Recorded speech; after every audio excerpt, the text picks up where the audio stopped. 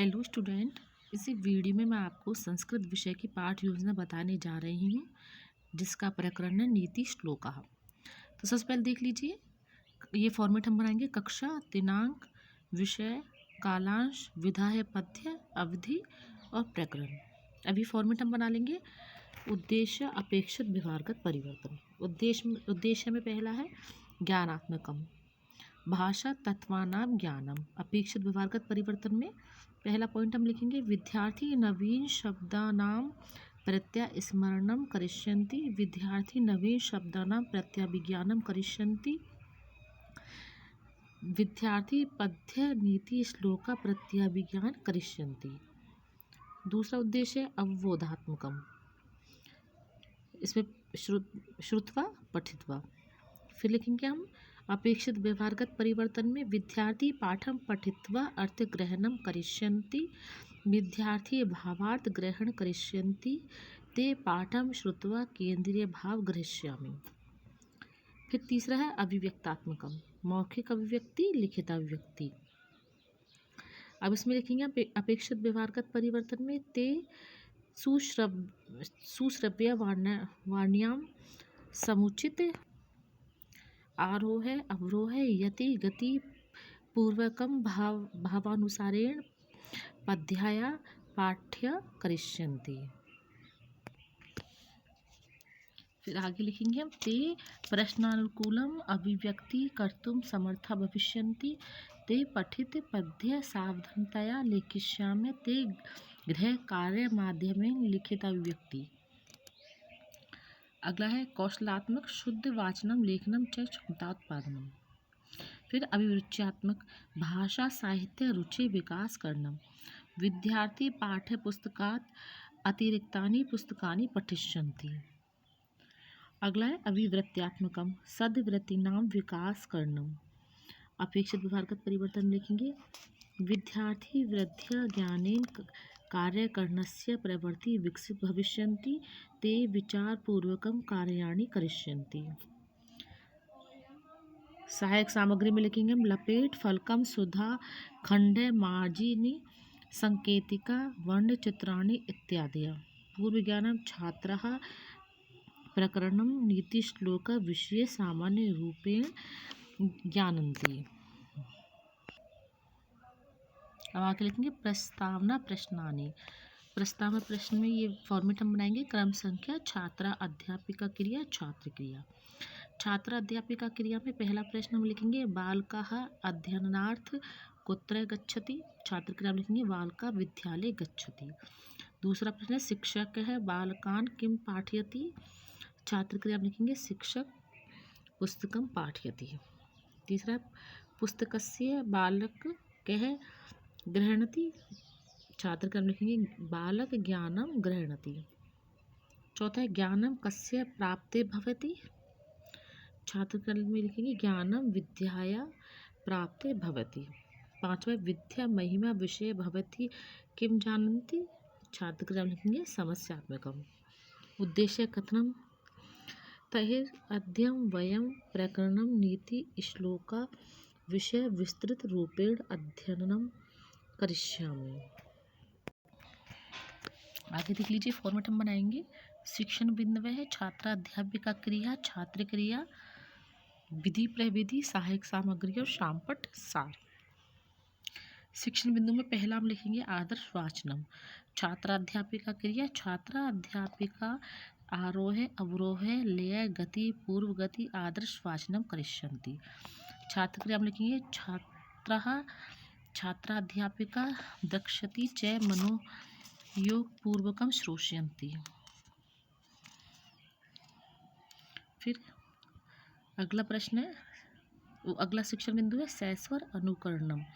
छात्रा अध्यापिका क्रिया में लिखेंगे छात्रा अध्यापिका कतिपय छात्रान् अनुकरणम वाचनार्थ आदेश दास्यति। छात्र क्रिया में लिखेंगे छात्रः अनुकरण वाचनम यति गति पूर्वकम करिष्यन्ति। फिर है अगला शिक्षण बिंदु अशुद्धि संशोधनम। छात्रा अध्यापिका क्रिया में लिखेंगे छात्रा अध्यापिका छात्रे उच्चारति अशुद्धि पदानां शुद्ध उच्चारणाय अभ्यास कार्य करिष्यन्ति। छात्र क्रिया में लिखेंगे छात्राः सामूहिक रूपेण व्यक्तिपदस्य शुद्ध उच्चारणं करिष्यन्ति। अगला शिक्षण बिंदु आत्मीकरणम। छात्रा अध्यापिका क्रिया में लिखेंगे छात्रा अध्यापिका कठिन शब्दान अर्थापाठ प्रवर्धन करिष्यन्ति। छात्र क्रिया में लिखेंगे छात्राः श्याम पटे लिखिता शब्दान पठिष्यन्ति अभ्यास पुस्तिका च लिखिष्यन्ति। छात्रा अध्यापिका क्रिया में लिखेंगे शब्द अर्थ फलिन फल वाले गुण वाले शुष्क वृक्षाश्च और सूखे पेड़ कदाश्च कभी भी यश है कीर्ति।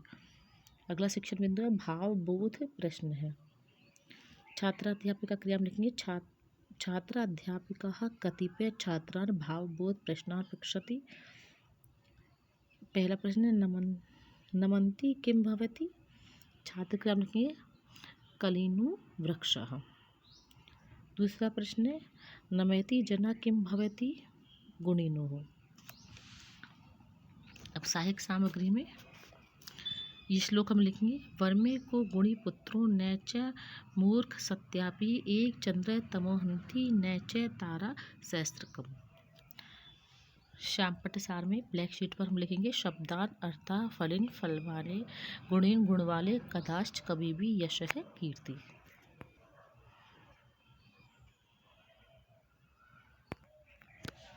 अब आगे देखिए फिर से यही फॉर्मेट हम बनाएंगे। शिक्षण बिंदु छात्रा अध्यापिका क्रिया छात्र क्रिया विधि प्रविधि सहायक सामग्री और श्यामपट्ट सार।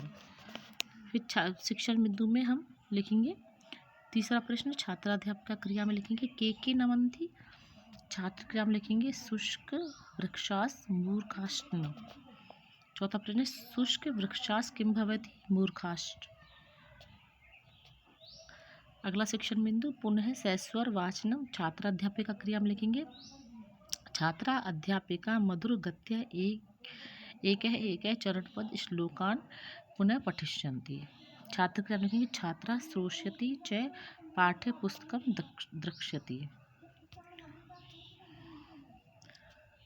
अब सौंदर्य अनुभूति प्रश्न लिखेंगे हम शिक्षण बिंदु में। अब छात्रा अध्यापिका क्रिया में लिखेंगे छात्रा अध्यापिका समस्त छात्रेभ्यः सस्वरानुकरणे वाचनाय निर्देश ददाति।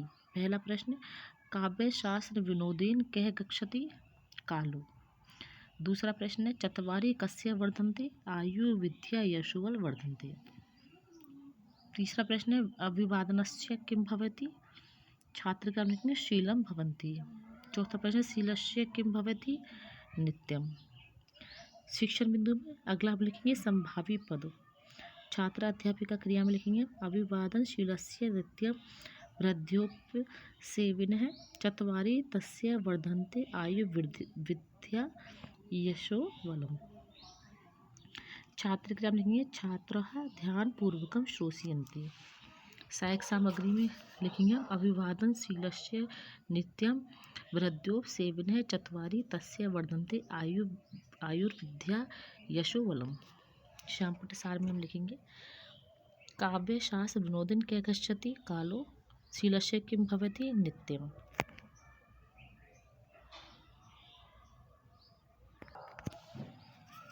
अब आगे लिखेंगे मूल्यांकन प्रश्नानि निर्देशम उचित विकल्प कोष्ठके देयम्। पहला प्रस्तुतो पद्य कस्य वर्णितं धनम उद्यमेन गुणे विद्या। निर्देशम रिक्त स्थानी पूर्यत। दूसरा प्रश्न नमन्ति वृक्षः नमन्ति गुणो जना कालीनो विद्या।